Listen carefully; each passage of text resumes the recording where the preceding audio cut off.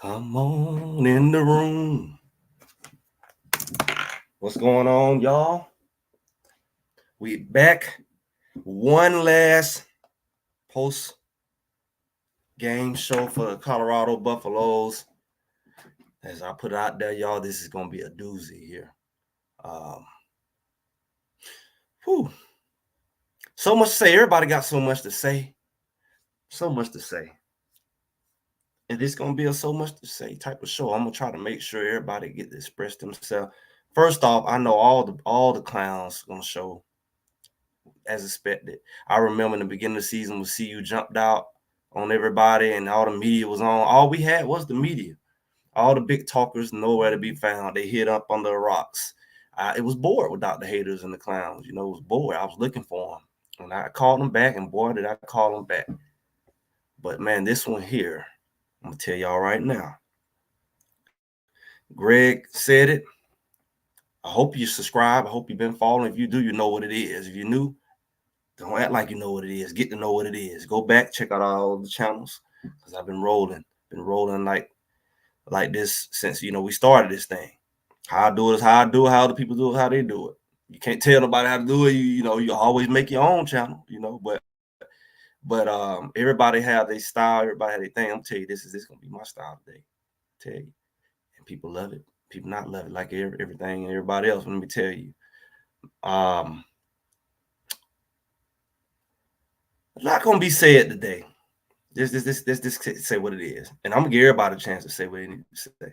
So get your little comments, your little fingers going, because it's gonna be a little triggering maybe for some. I know the haters, they're gonna come in, they make life what it is, they make good or bad, and they make the channels that like this is built off of that, people comments and trolling or whatever. Come with it. Because I'm gonna get into the good, bad, and ugly from yesterday's game versus the Utah Utes. For y'all who got to see it, it is what it is. But make sure y'all like, share, subscribe. And on that, let me go ahead and get this party started. Y'all see the title. We going there. Because I have a theory, and it's my platform to tell you what it is. And I think a lot of people won't agree. Because I think what we saw yesterday displayed a lot. But for the good, there was some good, guys. I'm not going to be conspiracy. I'm just going to say what I say. The running game was good. How long we been talking about that, guys? Chat it up. Go ahead. Comment it up. How long we been talking about the running game? Well, it can't be done. It's the same line, same team, different quarterback. Everybody and their mama knew that we was going to run the ball with a different quarterback. We seen it when they came in the game. So the whole thing, we can't. But at the same time, Wilkinson got the carries, and then Wilkinson was pulled out. We don't know who's hurt or what. Nobody talks. So we're not going to make any theories. But Wilkinson was moving the ball.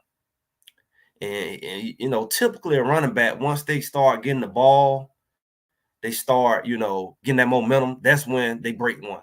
It's not no one run and then you break it. Everybody's not like that.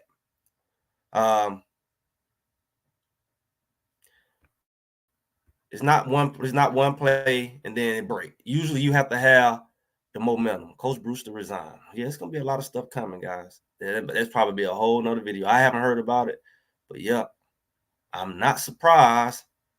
I mean, he kind of came in last year at JSU, kind of like, I don't know, kind of out of retirement maybe, and more of like an analyst. And then, I don't know.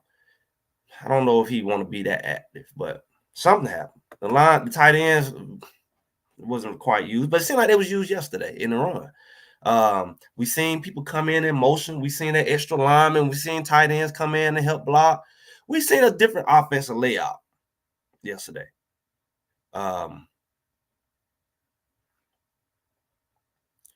Yeah. The run did work until it stopped. Till they stopped it. And you saw that tendency? Because run, it was like it was itching to stop running the ball. Because when old boy fumbled that ball, we drove all the way down the field running. He dropped back and fumbled that ball. That's what gave Utah their first touchdown. That's what gave them that.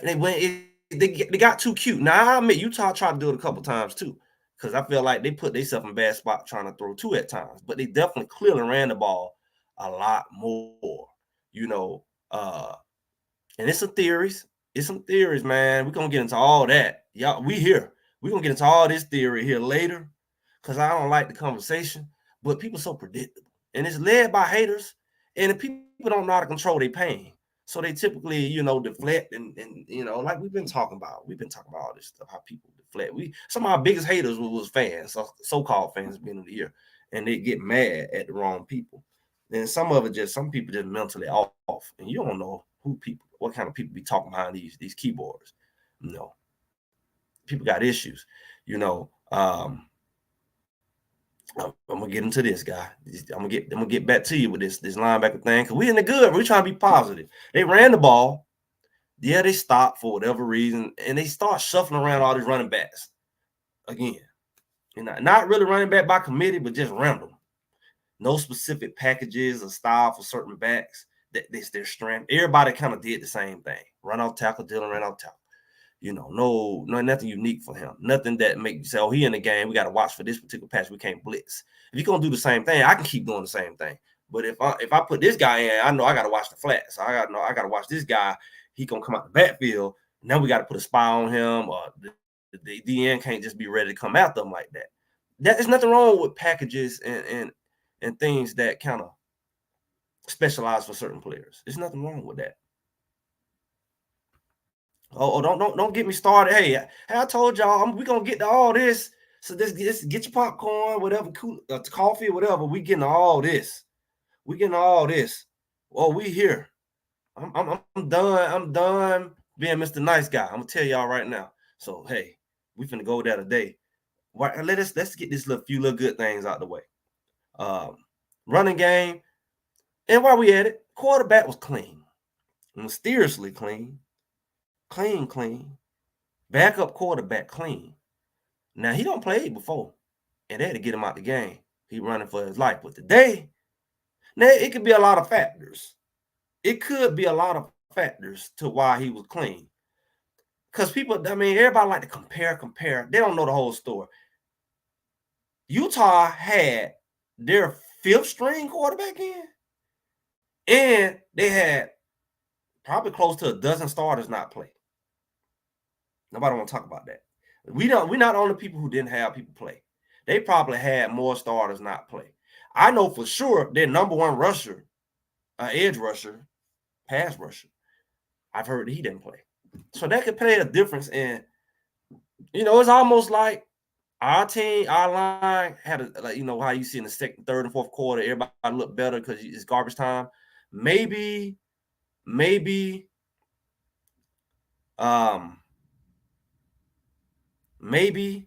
it had to do with something that the second and third and maybe the fourth string lineman was playing. I don't know. I don't look at the roster like that. And it makes it more competitive versus you going against some legit world beaters and they just run past you. Because one thing for sure, and I don't want to get ahead because this is going to be part of my ugly. But one thing for sure, he only was sacked a couple times. Now, people coming up with these bogus theories, and that's what I'm getting to my ugly, because I don't like the tone of it, right? I don't like the tone of it. But those were some goods. I had another good. That maybe I remember. The game was close. I don't know. It was another thing. Forgive me, because I really want to get into what I want to get into. And I got another good. This is my good. It's my good. How about this? I had another person get the Tanggula box. He ordered it from our last week. He got it before the game. He said it looked good. He happy with it. Hopefully he's here. So man, we out here. My sponsor, one of my sponsors, the Tanggula box guy. You see it scrolling. I don't know what you're missing. You're doing 37 FUBU trials. You don't create emails. Why hassle yourself? Just go ahead and get the box. It's gonna be less than what you spend in a couple months of cable. Why? Why do it? Why be cheap? Especially if you're paying for cable. Test it out and then decide if you want to cut your cable. You can always get cable back. But hey, that's my little commercial. Y'all see that scrolling at the bottom? 10,000 live channels. Yes, I was able to watch the pregame shows and all that on Pac-12. And they got us good this year. I think it was about 4 Pac-12 network games because they weren't picking that up at the end of the season. They weren't going to give you no ESPN for the garbage time. And both of the quarterbacks was out and whatever. So I didn't even realize at the last minute that it was another Pac-12 game. But yeah, man, we were able to get through that thing, man. So if y'all don't look for the playoff and other stuff, NFL, go ahead and get your little cable cutter. Go with the Tanggula. Go ahead and hit that. Text that cable cutter 404-500 8051. See some comments coming in. But let's get into this bad linebacker play still not existent. Now, I really can call this ugly, but we don't beat this dead. It's really ugly. I'm just going to call it what it is. I'm going to call it what it is. Like, the linebackers consistently, and I watch other teams, this from football. I got a quick eye. I'm watching.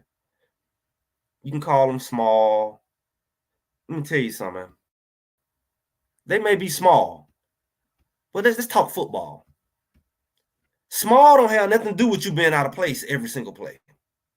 Small has to do with you being small. But you running through the A gap and the ball going through the B gap, or you running through the B gap, the ball, like you playing like musical chairs or something. Like, exactly. Linebackers, I don't posted it, y'all. I posted my community. Y'all can check it out. The linebackers are the difference between one of the differences, as far as what we could control as a team at Colorado, was the difference in the defense being a top defense and being what they are. This defense had the ability to create turnovers. It has the ability to stop people on they couldn't stop the slant. That's another bad.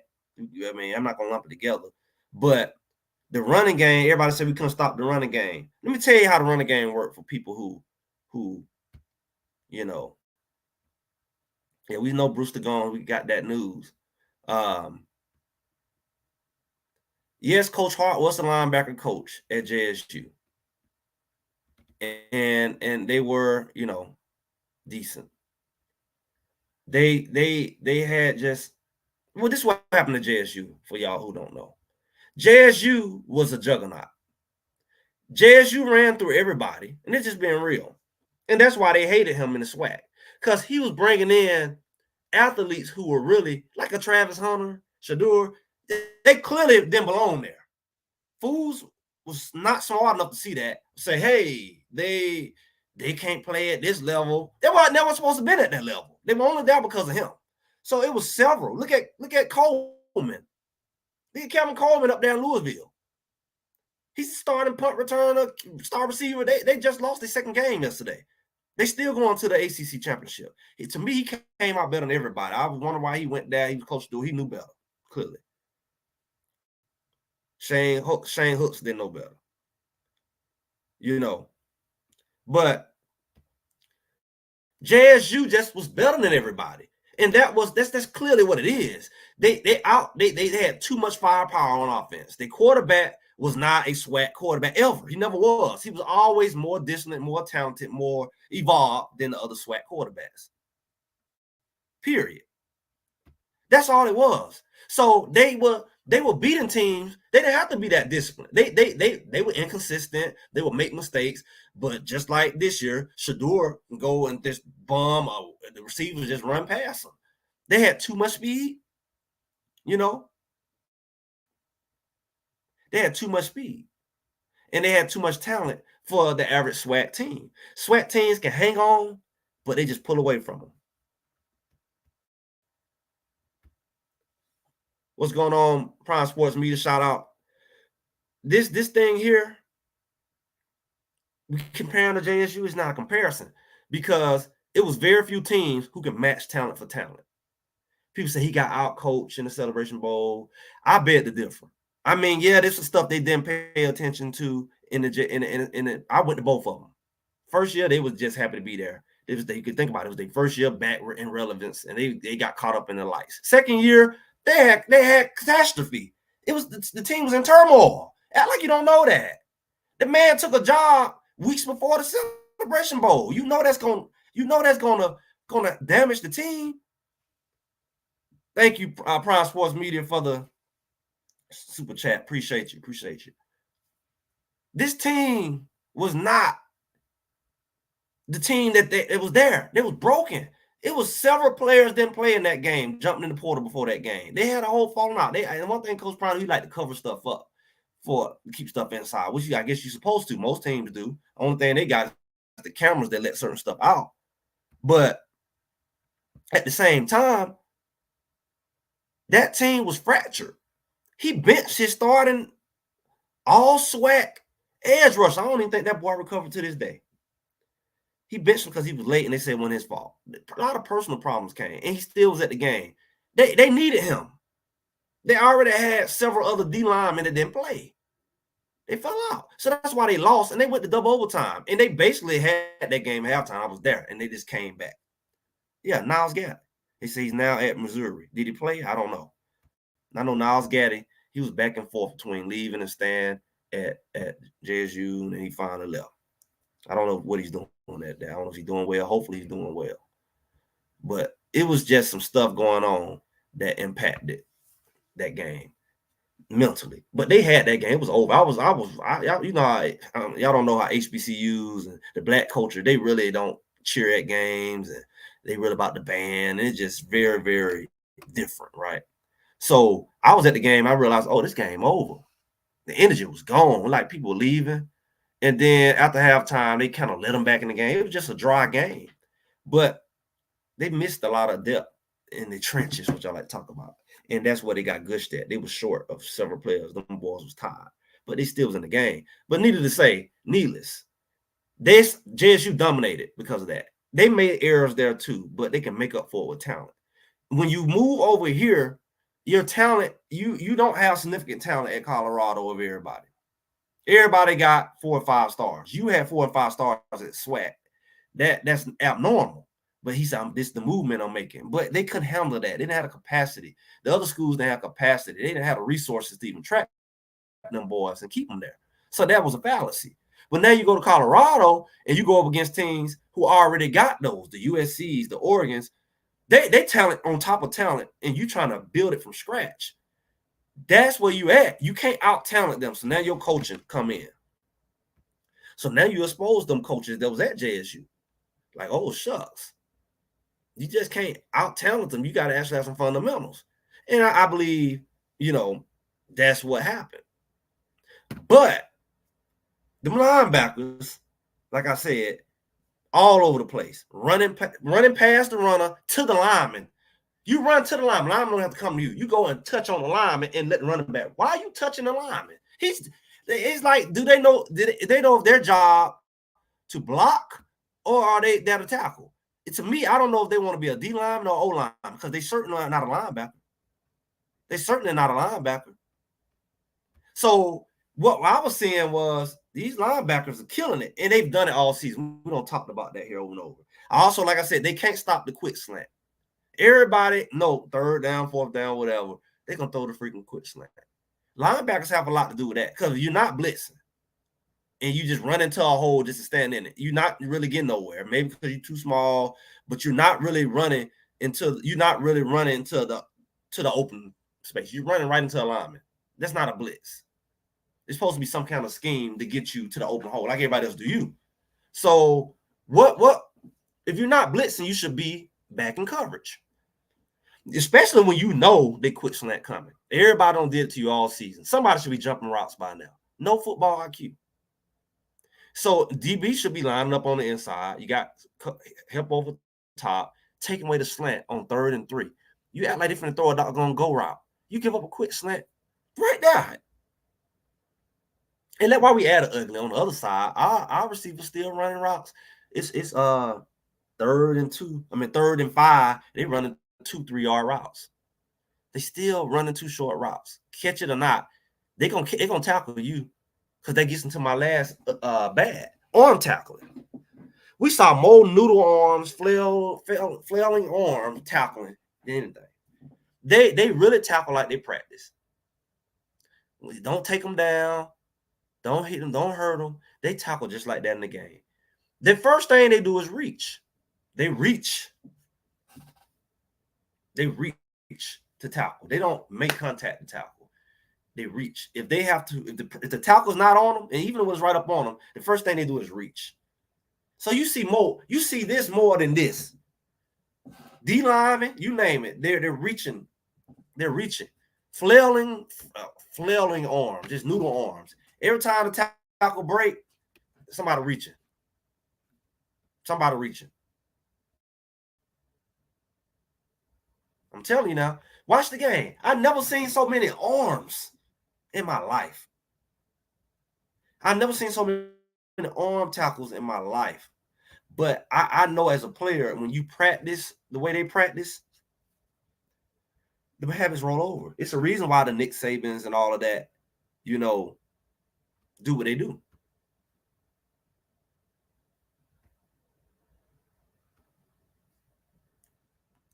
And we've seen this all season. But let me tell y'all something.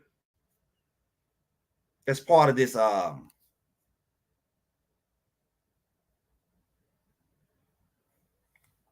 tackling thing,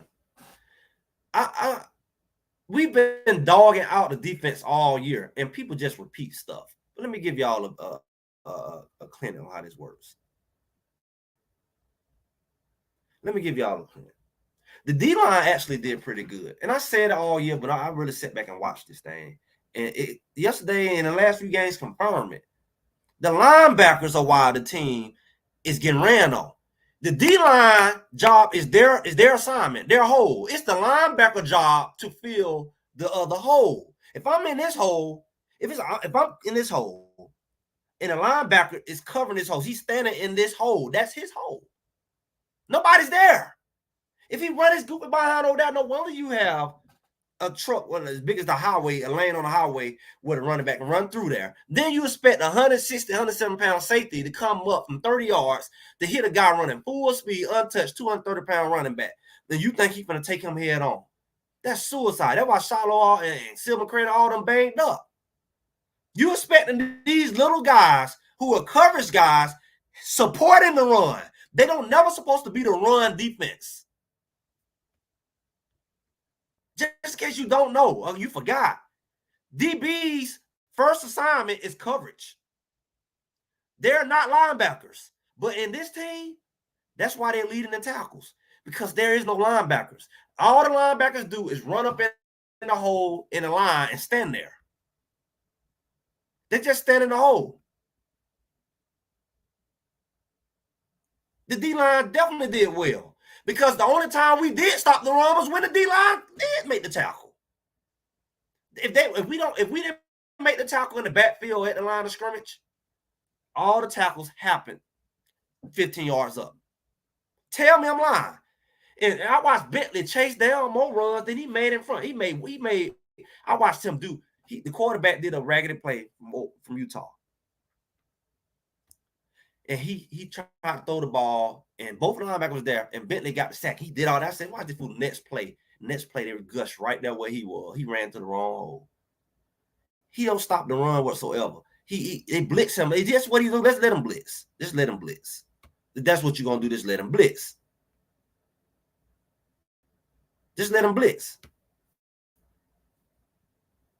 Because what he would do is run to the he commit to the hole. This old Russian roulette style linebacker, man, I'm telling you, it's ridiculous at this level. It's ridiculous at any college level, where it's like you just run to a hole and hope the ball be there. You ain't read crap. You ran to the wrong hole before the ball even get handed off, and the running back go to the next hole. There's nobody over there. You ran to the same hole where the D lineman was at. He's already in that hole. And then you reach. When the lineman get a hold of it, you ran to the lineman. You ran to the lineman. He didn't even have to come block you. This is what we watched all year. It's old. And everybody want to talk about Shiloh and Ward and little cornerbacks. That's not their job to tackle a running back who had a full speed from 5 yards in the backfield, through a hole, 15, 20 yards upfield, in the open field. You got to take him head on. You got to take him head on. I did see a running a linebacker, and coincidentally, it was Kennedy who stepped in the hole once or twice. He actually was more responsible in his responsibilities than Bentley. And Bentley been doing this since the beginning of the season. We wonder why he didn't start. But Ham do the same thing. Bentley and Ham do the same thing. I don't know how you have so many linebackers. And God knows what happened to Juju. I don't know how you have so many linebackers, and now one of them can be fundamental, unless it's you, coach. You talk about all this film watching. Your butt will not be on the film for me. If I'm watching you, as soon as the ball height, you already only 2 yards behind the D-line, which is another ridiculous thing. You ain't even giving yourself room to see or read. Everybody else linebackers 5, 7 yards back. So you can see. They run right behind, like high school, right behind the D-line. And then turn around and go in the wrong hole. Can't scrape down the line. They break through. There's no linebacker. He caught up in the wash of the line. There's no linebacker. There's no linebacker scraping behind the D line. That's why I watched. It was like them lion videos where the female lions chase thing and the male lions. I'm just gonna come get them. Y'all playing too much. I watched Silman Craig run past the linebackers and come up and make the hit. He hit him low, but he come up, boom. Linebacker ain't nowhere. Linebacker just there. Linebacker chasing behind the running back. You never in front of the running back because you always in the wrong hole. When you do make a tackle, you chasing them from behind 10, 15 yards. That was linebacker's guy. With no further ado, let's get into the ugly. And it may get ugly. But this is what I'm talking about, guys. Shadeur blame. Daddy ball comments. Stat pattern. Haters love to say that. Some so-called fans even starting to say it. These people told you. These people told you that they were going to build a custom offense for Staub, whatever his name. So the offense was built for Staub. The extra running, the extra blocking, the passing, quick passing, stuff like that. You're supposed to build an offense to the player. So supposedly they built the offense to the strength of Shadeur, his passing ability. And clearly he had it. He led the freaking nation in passing yards and TDs the whole year until it got deeper. Now he's still in the top 3, top 5. So clearly he has the ability to put up high touchdown, high yards. You should build an offense. You got it. Why waste the talent? We're gonna talk about that later, by the way. Make sure y'all subscribe, because I do my little Sunday inspiration motivational thing, and we're gonna talk about that. That's actually my subject. Can't do everything in these videos. But let me tell y'all this. The daddy ball stuff, I mean, you can have your opinion, but don't be no clown. Don't be a clown. You too old. Let's be real now. The man didn't put his son out there to get hurt. His man then said, I'm going to jeopardize my son. He clearly shown he wouldn't jeopardize his son before this game and other players. But to say that, oh, well, Staub must be better. Staub must be better. He played better. He deserved to get sacked because he held the ball. Yeah, Shadeur holds the ball. But you're not going to sit here and tell me, unless you just bozo the clown, to tell me Shadeur wanted to get sacked. Yeah, he may have wanted the whole percentage. Oh, that's a good theory. But to tell me all them games we watched a guy run through there, untouched the line, just move out the way and let him run through and hit Shadeur. The fact that he was getting sacked before he even get the ball, and that didn't happen yesterday, but that's his fault. The fact that he was getting hit every time he threw the ball, pretty much, even when he didn't get sacked. And roughing the passes wasn't being called. We're going to get into that. Late hits wasn't being called all season.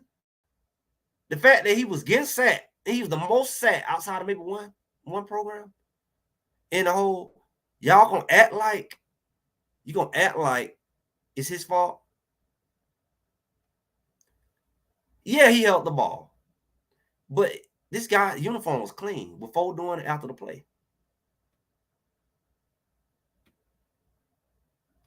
before doing it after the play, Shadeur, stop. He wasn't dirty. It was no grass. I guess they had turf, but it's just he wasn't on the ground like Shadeur. So what do you put that? That's when you get into conspiracy theory. Well, I think Staub did decent outside of that fumble. I think the running game helped him a lot because they didn't know if he was going to throw or not. So I think that's the element of surprise. It's like not having film on them at TCU. I think you start out running, and the other team is not sure that Colorado trusts him to throw. To the point they actually got away from the run second half. And the running game stopped. Now, when we talk about what happened to Wilkerson and things like that, I think all of that has to do with CU. He wasn't that far behind, started becoming throwing heavy, but it still didn't hurt. It still didn't hurt because they still couldn't really have no real film and know how to stop him. And you still had the ability to run. So I think he did decent. He didn't have like an interception, and he was hitting his target. But to say that he's not better than Shadeur because the game was closer and because you just want to I don't know, guys. That's ugly to me. He's so ready to bash this man. You couldn't do it all season because he's putting up numbers. Now the man injured. And the first thing you want to say, his backup was better than him. The backup could have been in all the time. He don't play other games, including last week. It's ugly, guys, to be so ready to attack. But you know what's ugly? Shadeur played, he went week and week, not only unprotected, but he went week after week injured. Because he'd been beat down and hit on the ground all season. Something that a lot of people running him off couldn't do. He was hurt. And he played. Everything hurt. Knee hurt, ankle hurt, back hurt, hip hurt. And he played. You don't think that affects mind, your accuracy?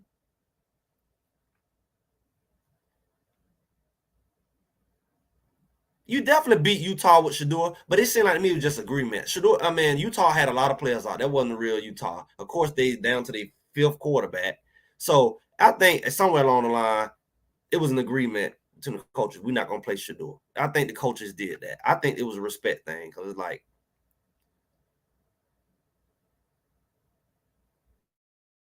y'all say Shadeur's been hurt since UCLA. I beg to differ. I think Shadeur been hurt since Colorado. To be honest with you, the way he was getting hit, he been hurt since Colorado. He been limping. It just got worse because once you favor your knee, your ankle get in trouble, and once you favor that, you limping, you run, you just everything. You slide different. You get hurt.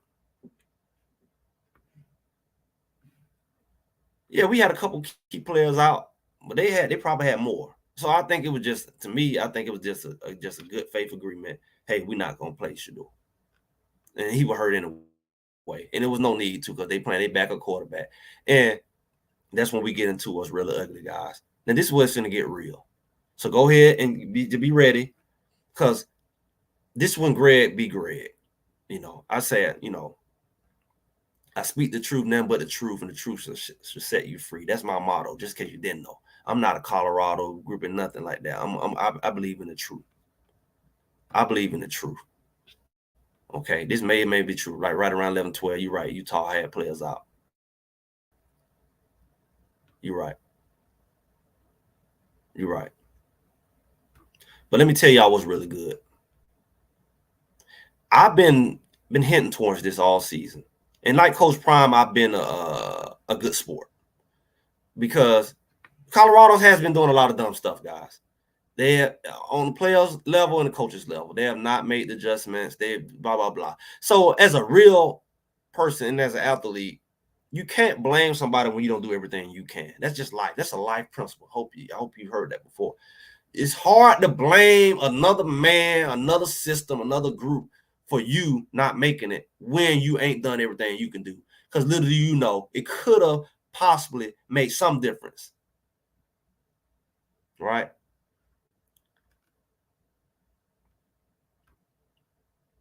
Yes, Utah has stability. But let's just switch gears right here because I have not heard anybody talk about this. And maybe people get off on knowing everything about football and being super fans. But let's be real. Let's have a heart to heart, guys, because this is what the really title is about: the ugly.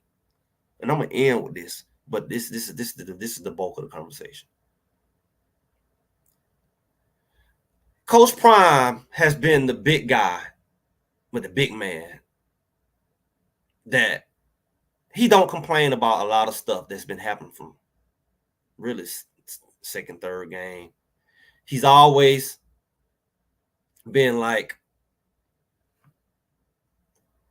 oh, we need to do this. Take the high road. When Travis got hit, high road. A lot of stuff that's just been blatant. Something that's gonna be real with y'all. Other people starting to say it. I've said it. I'm gonna be real with y'all. My title said that the real reason the Colorado Buffaloes had a losing season. Get your ears checked before you get incorrect now. The reason they had a losing season. I didn't say the reason why they're not undefeated. I didn't say that they didn't do anything wrong. I said the reason they had a losing season, the losing season is because of the referees. Yeah, I said it. And I can back it up. I'm not looking for agreement. I know a lot of people would agree, but let me explain why. It was a stat on the screen on the yesterday game, that said 7 at that point, which is now 8. 7 out of the 12 games that they played, most of them were losses, were decided by 8 points or less. Now I know a couple of them they won in overtime.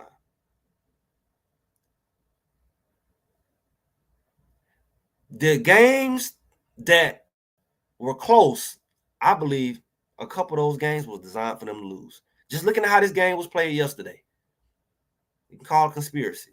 I believe that the games that they've lost and that they won, like the Colorado States, the Arizonas, if you really look at Arizona State, they won the close games that they won, and a lot of in UCLA, Oregon State, Arizona. We just seen Utah, Stanford. The team came back. We know some crazy stuff. If you really look at it with a real eye, who controlled those games?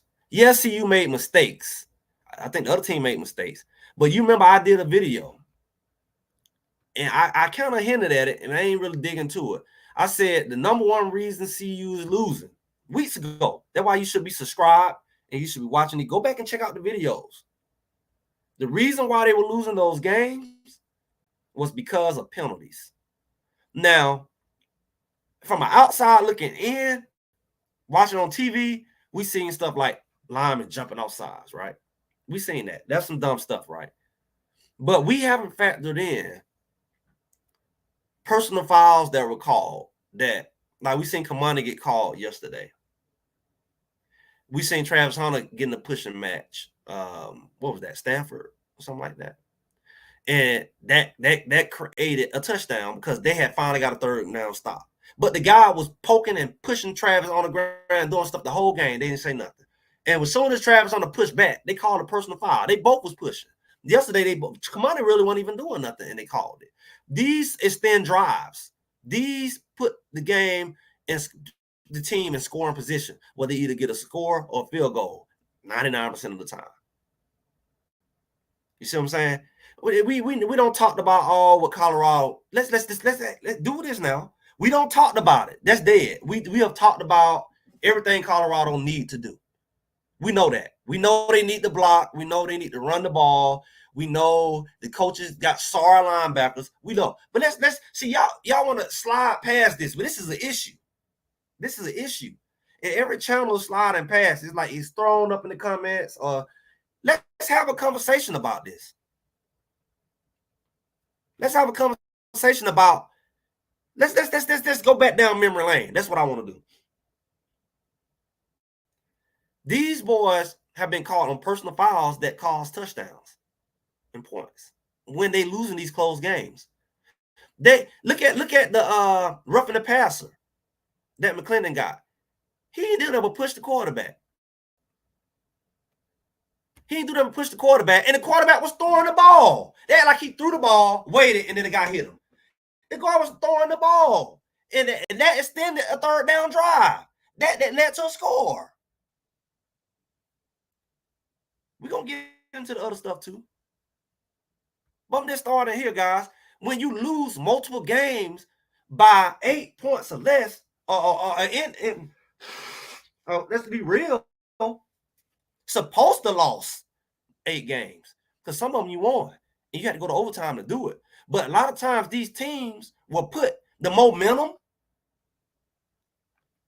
Hey, y'all, we're going to get into all this. We're going to get into all this. Trust me, because this all got to do what I'm talking about in the ugly. We're going to get into all this about the kickoff and the block. Let's just get down. Let's have this conversation first. And I'm going to let y'all go because I need y'all to spread this because this is why I'm concerned. All this recruiting talk for the birds. If the referees are going to control the momentum of the game? And the fans don't, y'all blaming each other. We know we made mistakes. I'm sure they made mistakes. But the game was so even yesterday, it was blatant that they stole that game. I said it. Greg said it. It was so blatant that the blindest fans are talking about it. I've seen it on multiple channels. And it bothers me because I've seen it done in so many levels. They stole that game. They controlled that game. They controlling the game, y'all. It's no way you have that many close games. We know by stats that CU has been the most penalized team. And what we do as fans, instead of support our team, we blame the players. But we don't look at how many calls change. If you're undisciplined, let's say our team is undisciplined. Let's say they are. Let's say they are undisciplined. When they finally do something good, you let the refs take it from them. We finally go driving down the field, they call a holding. But they ain't calling a holding. When we see our whole D lineman get turned, they call that half the time. Big runs, you don't see our players getting held. Even them sorry linebackers get held. They fault they go through the wrong hole, but they get held on the camera. Go watch the game. Instead of hating on Shadeur, be a fan, guys. Let the haters be a hater. That's my clarion call.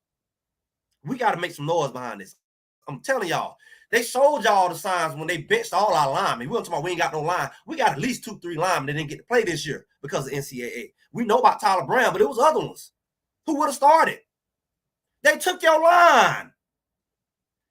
Who would have out documentary? Who gonna talk about that? They handicapped you.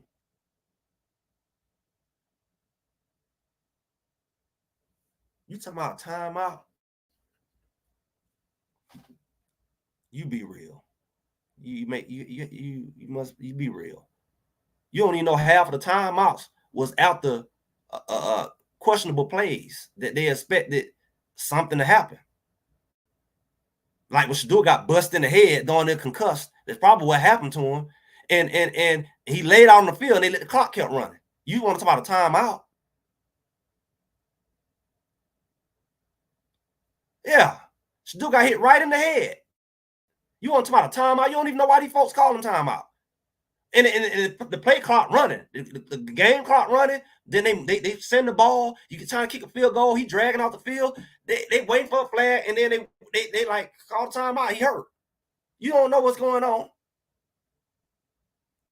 This kind of stuff happen. It's calls that they're making. It's calls they're not making behind the scenes. You're watching it. You're not at the game.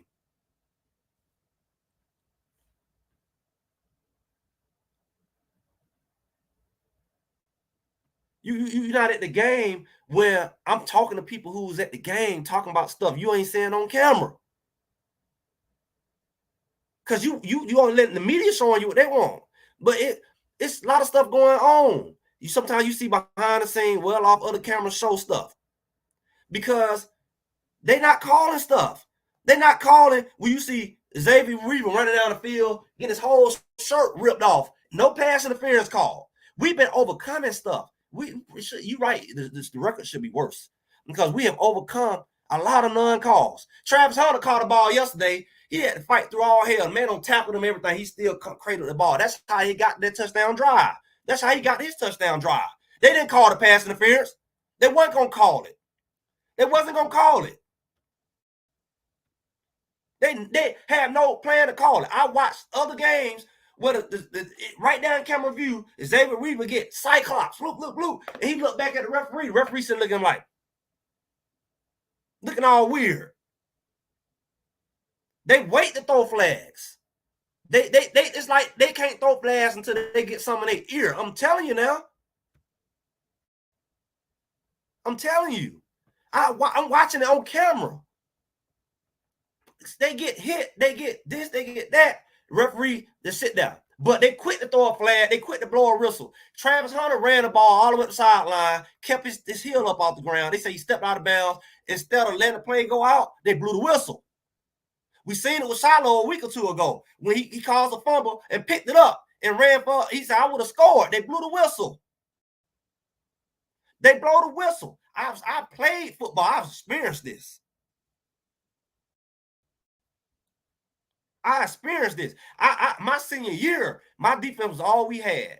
And we played our last game to determine if that team or the other team, we played them at home, we're going to go to playoff. And they called back 3 of our touchdowns. We stripped the ball, they fumbled the ball, they blew the whistle dead, so he was down. It was no replay. You say Coach Prime, sir, Coach Prime didn't challenge the play. You can't challenge a blown whistle. They blew it dead. He could have challenged it if they had to let the play go on. That's the point. That's the point. That's the point. They're blowing plays dead. Well, you can't. And the problem is, I don't know if it's the conference referee says we want to water stuff down instead of taking this stuff in. You gotta look at it for what it is. Is this a Pac-12 issue? Or is this a Coach Prime hate issue? Because freaking NCAA ain't Pac-12. They let other players, at least 2 other players return to their team, not ours. They let Savion Wilkinson play, but they didn't let Tyler Brown play.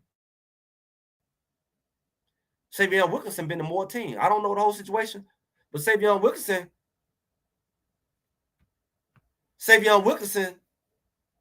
went to more schools than Tyler Brown. Now, I don't know the situation. I'm not going to act like it.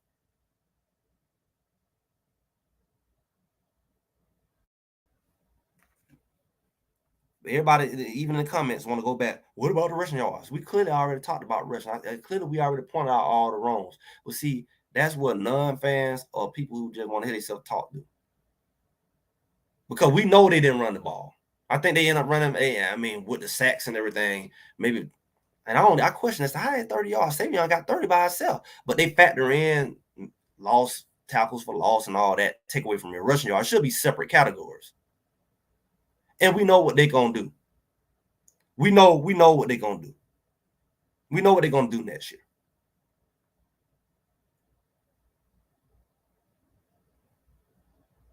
But let's look at this too. They stole Travis Hunter touchdown. Everybody point that out.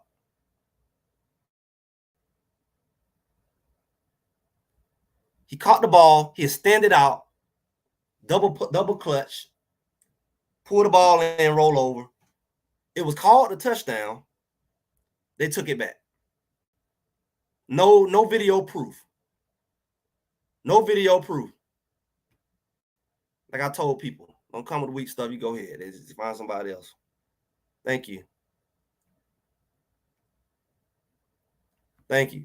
Because we say we're going to have a real conversation. Everyone want to talk about all the other stuff with they little weak jabs at individual players. We already don't call all the players out who ain't did what they supposed to do. But even with all that, they still only lost by a touchdown in 8 games. Was in 8 points. I think probably 5 of those games was in touchdown. And we watched it. And we watched the penalties stack up. Every time they get a first down, hold him, outside of just goofy jumping off sides and stuff. We watch a lot of personal fouls get called and put teams in the red zone. We watch a lot of personal fouls and weird penalties get called and put people, first and goal. And we sit back and we criticize our players. We criticize our players, and we should. But when you see a team, we clearly was better than Utah. And the only way they can offset that game is control. They called back 2, maybe 3 touchdowns that would have put the game away before halftime. Travis touchdown. So that team wasn't moving the ball like that. They was doing long, prolonged drives. Long, prolonged drives to score. And sometimes our defense would stop them, and eventually they start getting field goals. They kicked like 3 field goals. So our touchdowns would have killed them because we still had the big playability.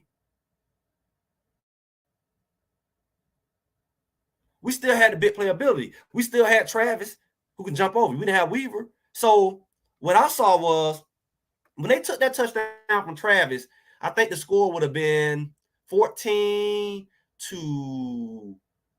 at that point. 14-10. I think it was been 14-10 going into halftime. Then they called that back, and it ended up being 7-10 or something like that. We end up going to halftime short. Y'all let me know if I'm wrong. Then we came back after halftime and stopped them. Stop them. Let's have a real conversation. It wasn't 14-13 at that point. It was 14-10 at that point. Then I think they end up kicking a field goal or something after that. I'm not sure. I'm not running the stats right now. But that's what we would have had the lead going into halftime. So then we come back after halftime. They got the ball. We stopped them. Then got a punt return. The man facing this way and get hit. He didn't get hit from the side. He didn't get hit from the back. The man turned right into him. And they said illegal crackback. He was running right to the man and took a touchdown from Dylan Edwards. The weird thing is you stole a touchdown from a backup quarterback who's a freshman. He earned that. He earned that a touchdown. And you not only robbed him, you robbed Travis Hunter. Right? Then you take Dylan Edwards, our one and only punt return. You took it. You took it right out of his hands. You took it right on TV. No shame in your game. They got all these little, showing the boy mama in the stands. They don't make a cartoon cover of the 4th, 5th string quarterback. They clearly had like a movie storyline in place that they wanted to portray. They wanted to make this guy look like a hero. Look at it. The commentators, I got them as the ugly. The whole thing was like a freaking script. It's like by any means necessary, Colorado finna lose. Because everything they did right, we're going to take it back from them. So you jump up, and next you know, it's 14-10, then it's 20. It's 20-10. And you like, oh, now it's a 2-score game. It ain't that's so fake. Y'all manipulate numbers.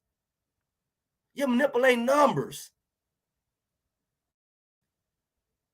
You manipulate numbers, guys. And it make me look at the rest of the games. I really need to go back and look at them. Like, we seen it with Arizona, how some of these games be close. Utah, Oregon State, Arizona, how those games was close at halftime. And then the next thing you know, especially down in UCLA, they pulled away. And then we'll try to come back at the end. I said, why is they going to try to let us come back at the end? We're going to lose by another touchdown. Sure, that happened. The only difference is we didn't get a chance to get the ball. They ran the clock out at the end. But I said they're going to give us the ball back for 2 minutes and make it look like, oh, they're trying to come back. It just fell short. You created the gap. You took 2 touchdowns. They lost by 7 or 6. Something like that. Yeah. Y'all can dump it all out. Y'all hear when they called the target on Shiloh, they had stopped them. Put them in the red zone, put them close in the red zone, and took the starting guy out who made all them turnovers. He don't cause about 2 of them. The defense was on edge. They was you do everything you can to suck the air out of these boys. I've been in football games. It's like some backwoods Georgia type stuff. Like you go to South Georgia, you in the third round of the playoff, and everything you do, they throw a flag. And they cheating and they cheap shot and they ain't calling nothing. And they doing everything to get in your head. That's what it seemed like in Colorado. All the way back to Colorado State when Travis Hunter got hit. All them penalties that they don't call, they keep teams in the game. Let's look back at it. I ain't gonna hold you. Let's look back at it, y'all. Let's look back at this thing, man. This stuff been going on. The intentional grounding on Shadeur. That game was out of. The ball got tipped. They reviewed it and still called intentional grounding.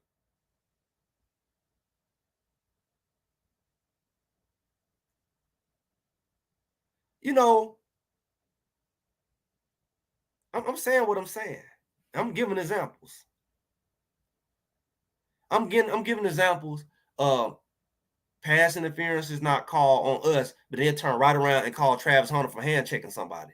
Doing half of what they just did on the other side of the Weaver. We watched Travis Hunter last week get body slammed from behind on a touchdown. They didn't throw one flag right in front of the referee on the goal line. He was tussling with the guy.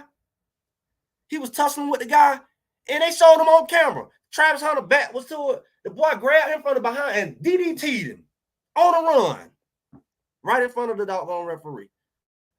Did they call that back? Nope.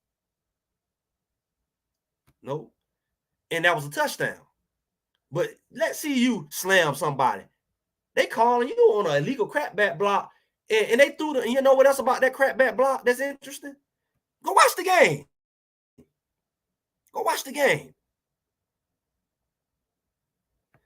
They threw that flag 20 miles after the hit. Cause I told y'all they wait. It's not like somebody tell them when to throw the flag, not throw the flag.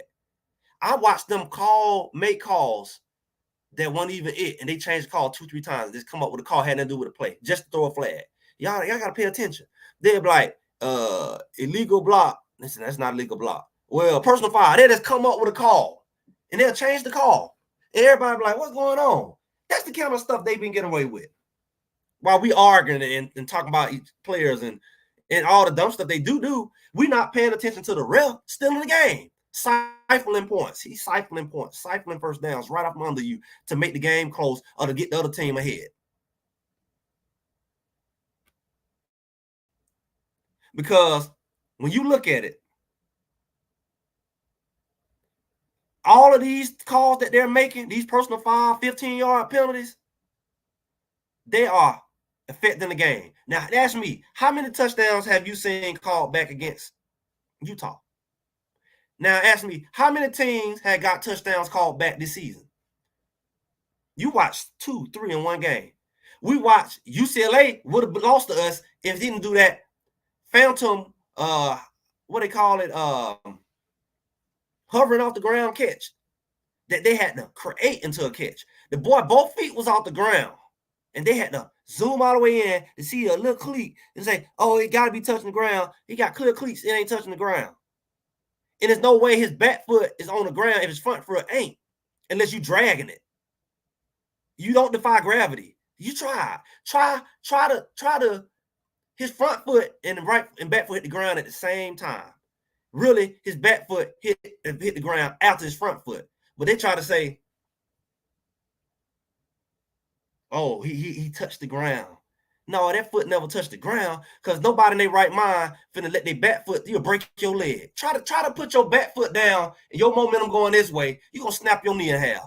That's why your front foot brace the fall, brace your weight. That's why it's there. If not, you're gonna hit the ground. That's why typically when you see a person catch a ball on the sideline, they drag their foot on the ground and then fall.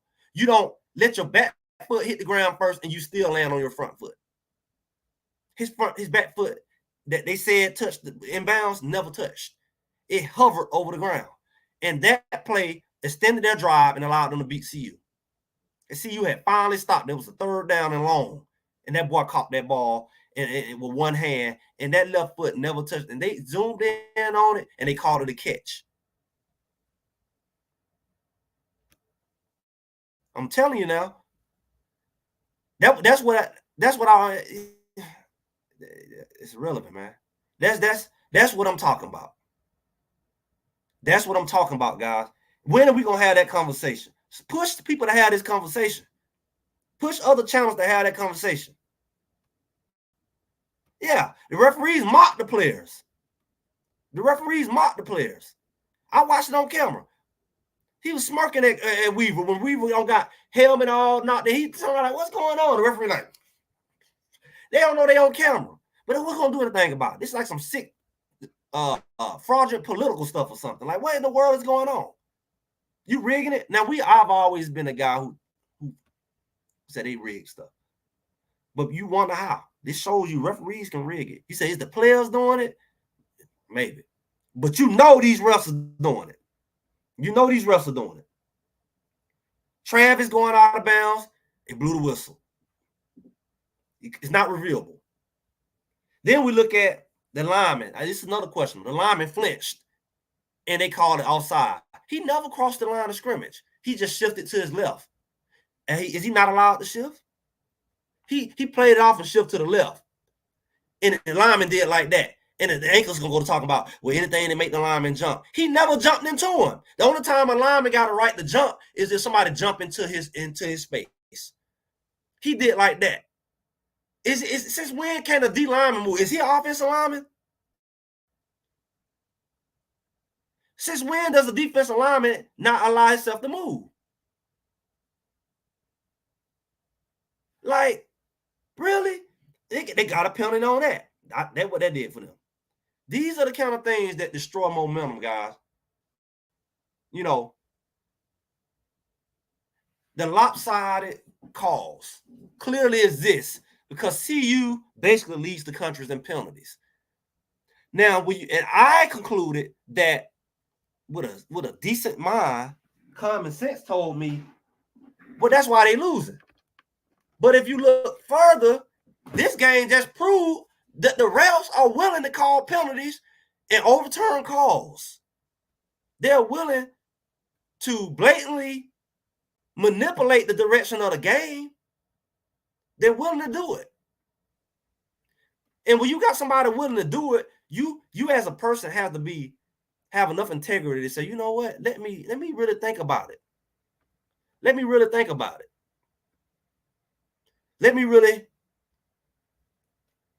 really go back and look at the rest of these games, because all these games been close, whether they barely won. And look at those penalties that was called. A lot of teams that drive down the field. They ain't got no dynamic quarterback. The only way UCLA drove down that field was with that phantom catch to brought them back in the game. These games were close. Stanford game, they could have finished out that game even with the team coming back on them and still won by a couple touchdowns. But they had some penalties, including the one with Travis Hunter was jaw-jacking with the boy, and the boy pushed them, he pushed him back. They called him. They could have easily called it on both and offset it. They never offset the penalties. They never offset the penalties.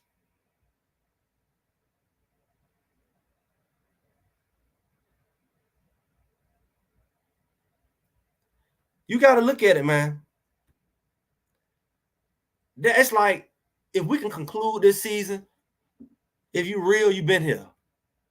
You've been here. So you know what,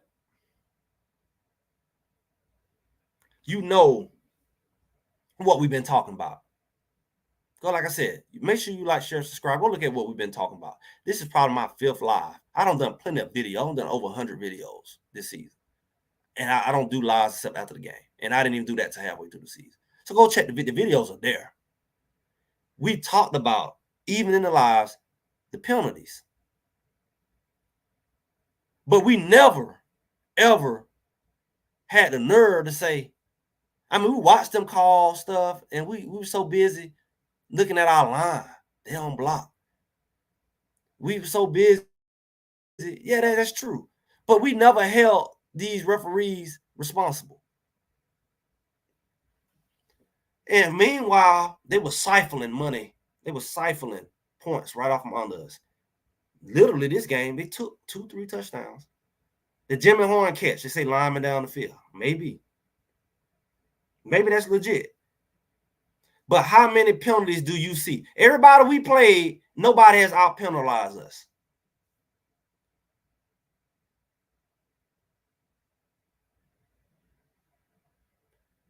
Your linemen, okay, they holding, but they get called for holding. I've seen so many times the other team wrapped all around, they don't get called. They don't get called. That's the kind of stuff that concerns me for next year.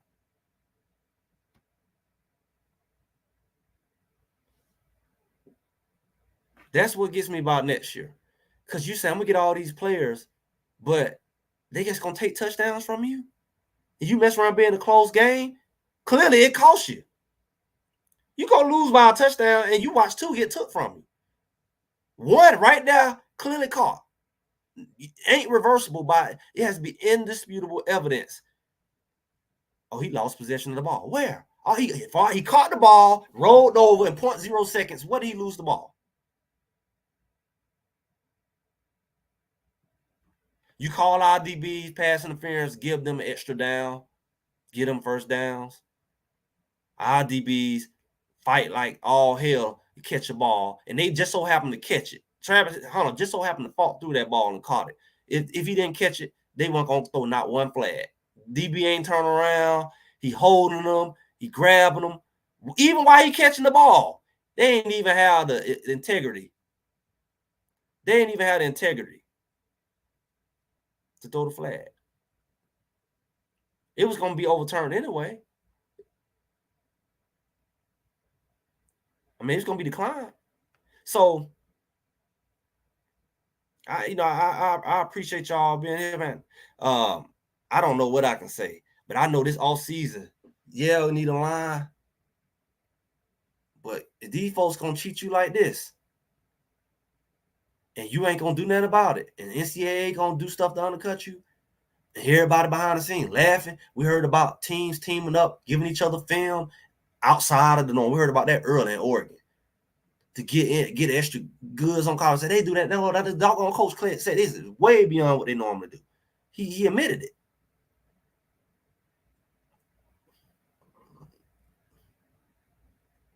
He admitted it. We watched these people go over and beyond the hurt CU. I don't know, this probably could have been a whole nother video outside of this overview. But I think this game was the epitome. It was the epitome. Coach Prime got to know what's going on. And he get in there and say, oh, we fought hard. And then he make little subliminal, they took a touchdown from us. Because he know he can't say that because they're going to dog him out in the media and make it about him. They're going to dog him out. So he can't win. He can't say nothing because they say, oh, he a crybaby. He a poor sport. He a sore loser. That's what they're going to say. They're going to mock him. Oh, look at it. Win now. What happened now? That's what they're going to do to him. They're going to taunt him because that's what it's like some good old – people want to make this black and white. People want to make this black and white. But it happened to white people too.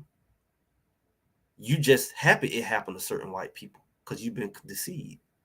We see it in the political realm all the time. Certain people, we say they don't like them, and we see them just get dogged out. All stuff happening to them. Other people can't do it, but they can do it to them. All kinds of hypocrisy. And because you don't, I'm a realist. That's why this bothers me. I forget football. But it's like hypocrisy is a problem for me. Liars is a problem for me. Because if you're gonna steal from him, you'll steal from me. Just because I'm in agreement with it today, that don't mean when it's my turn that I expect justice.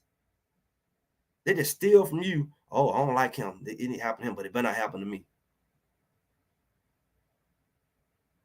That's not fair. You stealing from kids. That boy, his first touchdown was stolen from him. He ended up getting another one by the effort of Travis Hunter. That boy could have 2 touchdowns. And you stole it just because it didn't fit your narrative, just because you wanted Utah to win. You already had your storyline. The mama in the crowd, the cartoon character with him in the car, like you would have thought the boy was doing something. That boy did nothing. And they just amping him up. They already had the storyline in place.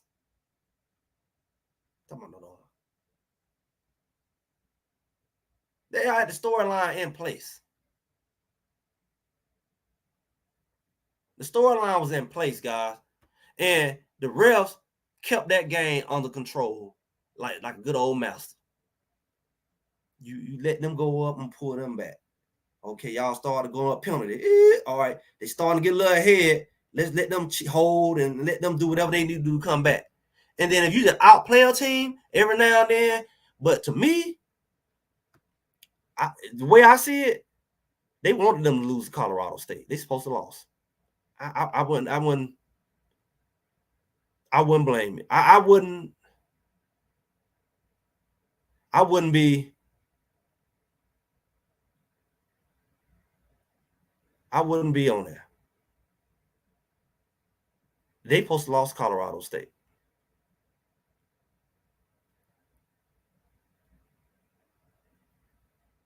They supposed to lost Colorado State. The way that game was going and the way them cheap shots and all that was happening, they just outplayed them. Shadeur just outmustered them. They was penalizing them and all that, and they want. I mean, it was already out. I can see it. I can see it clear now.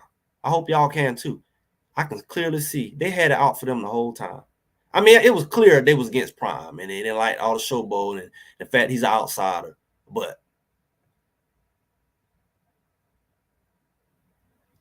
they out for him, man. And I don't think they finna let up. I don't think this is a Pac-12 issue. That's what I'm saying. I don't think if it wasn't for Shadeur, it would have beat them. And it wasn't because of talent. It's just that they was the announcers. What is that he moved? The announcers. You listen to the commentary. They're biased. It's like listen to a political thing. It's like they gonna clearly favor one side. They supposed to be neutral. And they're like they defending bad calls and they complaining about the good calls that favor CU. And it's like, no, you complaining? Like you in for it? You in on this? You on TV? Like you think we retarded? You retarded? Like you don't think we see your bias and you trying to play it off? Y'all don't want this guy. Y'all don't want this guy to doggone get ahead. And if you don't want him to get ahead, I question. Go ahead and share this with somebody. Clip it. Do whatever you need to do.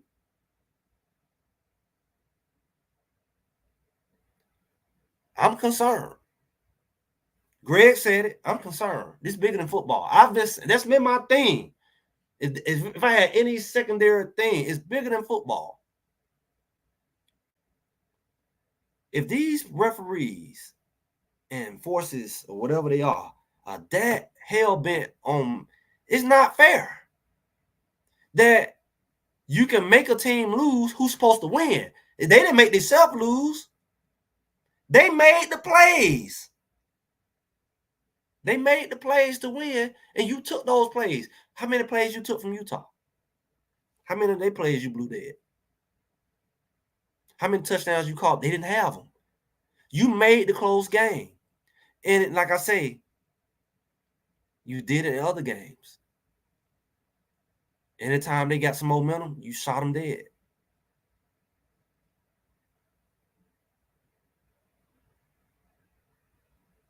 Anytime they scored, made a good third down stop, and the defense made it. Somehow a penalty come up.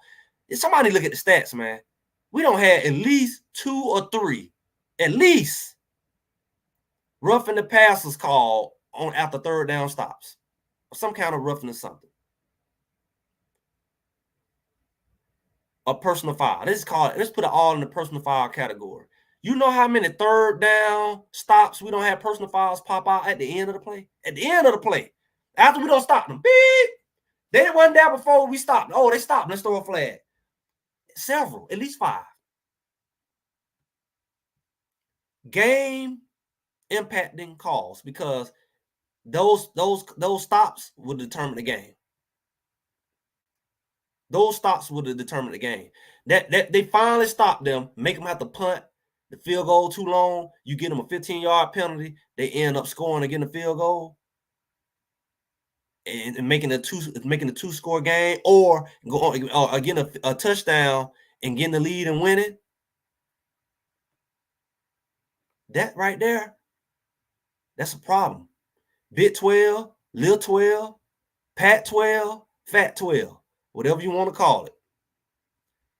Coach Prime is throwing subliminals out there.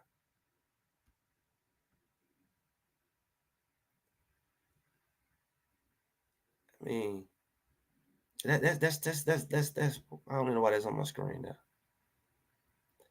Because that it ain't relevant. Still talking about individuals. That's what I'm talking about. Individuals ain't playing. Ain't freaking irrelevant. It's irrelevant. Woods and what they had to stopped. The Travis Hunter touchdown for coming back. Woods had to play. Would Juju Mitchell had a guy, if he was there, would they had a gave Dylan Edwards his touchdown? See, that's that right there. You taking back people touchdowns. It's like, okay, I stop you on defense, but you taking back my touchdowns. I'm still neutralized.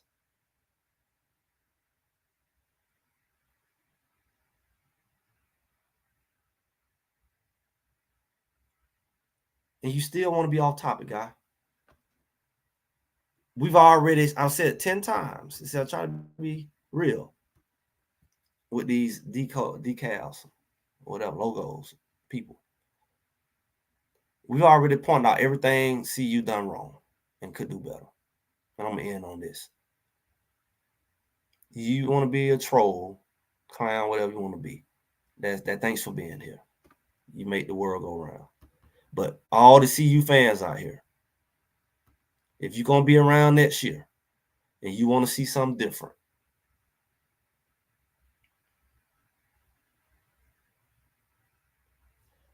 if you don't recognize that these people, if you don't recognize, and I don't disown what nobody's saying. I've already established that.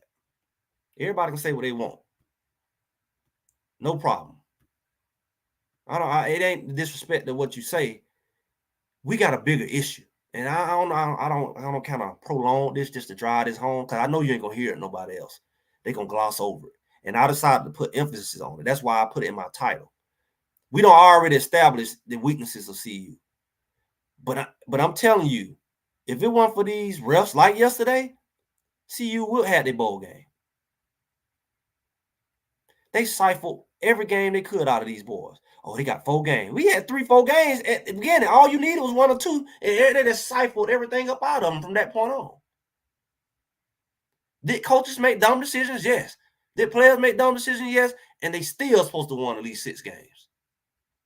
They really would have won about 8, 9 games with this bad team. With this bad team, they still are 8 and 9 because they had the weapons and they had the quarterback. As sorry as their defense played, as sorry as the offensive line played, they still could have been an 8-win team.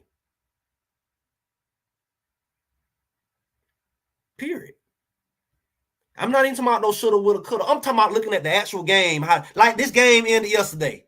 They clearly won that game. That was not a football game. You just take away people points just because you feel like it. That ain't football. That's not that. It makes football not even fun. That I know that I'm running and you just gonna take my touchdown from me because you don't want me to score.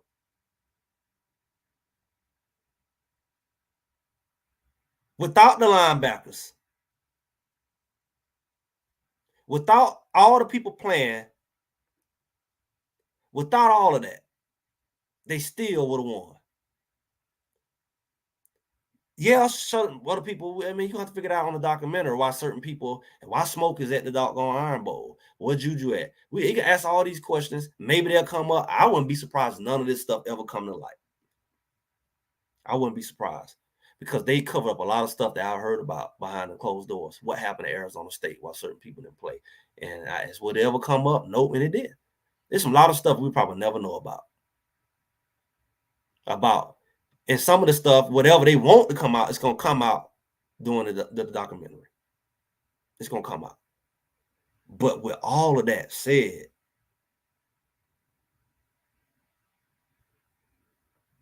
with all of that said,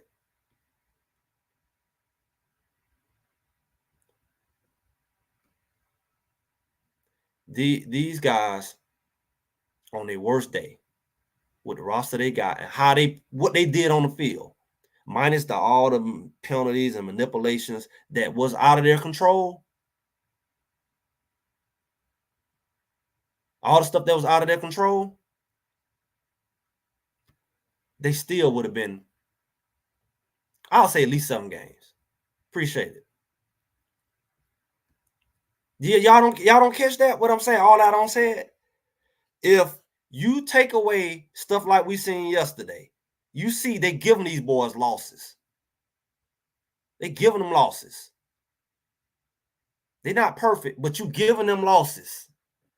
You take these things away, they know that that's an 8-14. They know that. In the Chick-fil-A Bowl somewhere. Not Chick-fil-A Bowl, Peach Bowl. They knew that from the beginning.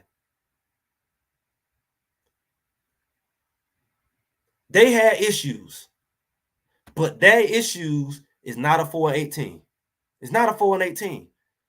We just saw they supposed to be 5-7 right there. Go back. Go back. I challenge y'all. I challenge y'all. Some of y'all do content. Some of y'all on other content, follow other people. I challenge you.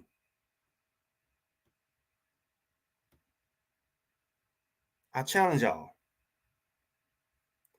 Push when y'all go on these other channels and get in their comments, challenge them. Say, what's going on with these refs? We need some, just like we was going after them about Tyler Brown. We need some answers, man. Because if they keep this up, they gonna steal some more games from you. It ain't got nothing to do with how great your line is. They gonna call it from holding. Beep. Look at you like that. Go get your big lineman, your dogs in the trenches, and every time you score a touchdown, holding. And see how that works. Let's see your good line in the trenches, block, Tyler Brown block, and Shadeur sit in the pocket, throw a deep ball, and they say, and then the man pull his whole helmet off, and they don't call pass interference. And we're gonna see how that look. See how that look. See y'all missing the point. We got to make a big deal about this, because if they can just cheat and get away with stuff, it ain't that much room in a football game. Clearly, 8 of your 12 was by a touchdown. 8 of your 12 games was by a touchdown at this point, by 8 points. So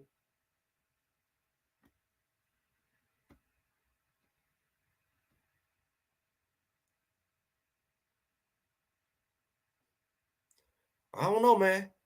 I can't say everybody gonna do it, but if this don't get corrected, your hope's gonna be hurt next year. Greg said it. Greg said, I don't know. I'm not gonna act like I know what needs to be done. But if you think you getting better linemen and better players gonna stop the referee from calling penalties on you every time you get a first down or a touchdown, look, you go get Randy Moss and he go catch a ball like Travis and they call it back. They can just like, you can just tell me I dropped the ball when I did it. You go get technology, you don't even use it. The rules established. It has to be clear evidence that I dropped it.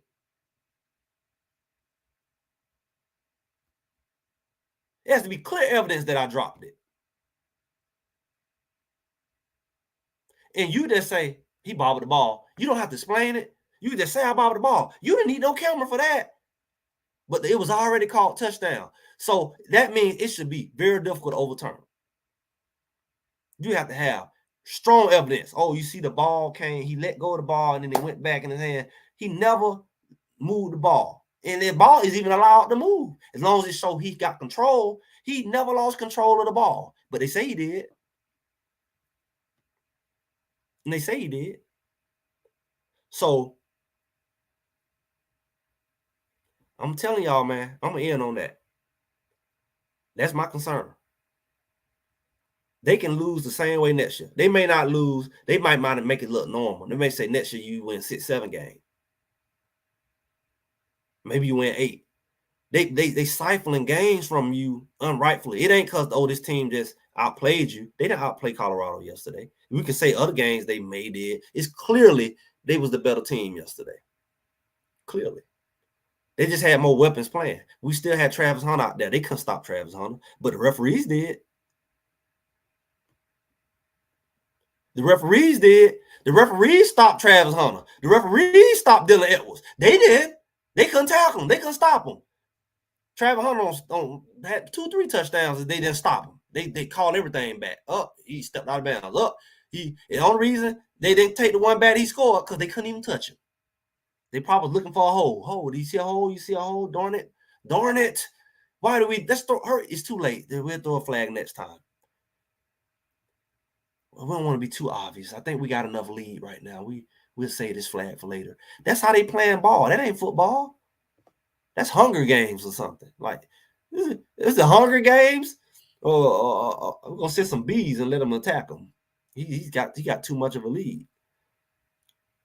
We're gonna send a weapon to the other guy to help him call it a sponsorship and let him have an advantage.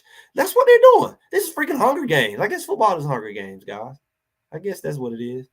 Maybe we too caught up, but I'm caught up because it's like life. Some of y'all still ain't catching the clue. They do this in more than football, but you just think it's cute because it's your team. It's like Utah think it's cute because it ain't happening to them.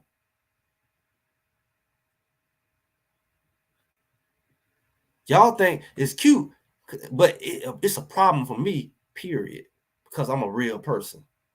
I'm a real person. I'm a real person. I'm not just saying it's a problem because having to see you. I don't want to win a game like that. I don't know what a loser. We won. I don't care if we stole and cheated. I'm just glad you lost. That ain't how sports work. That's how people do. But as soon as it happened to them, it's not fair. It's not fair.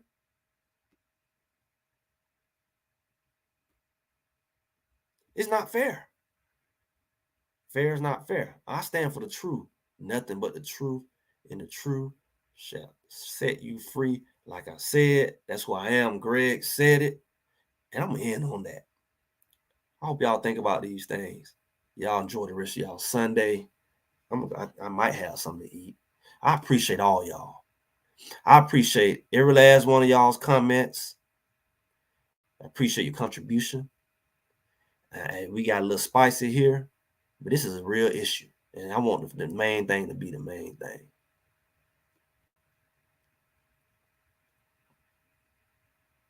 I appreciate y'all. Y'all have a good day.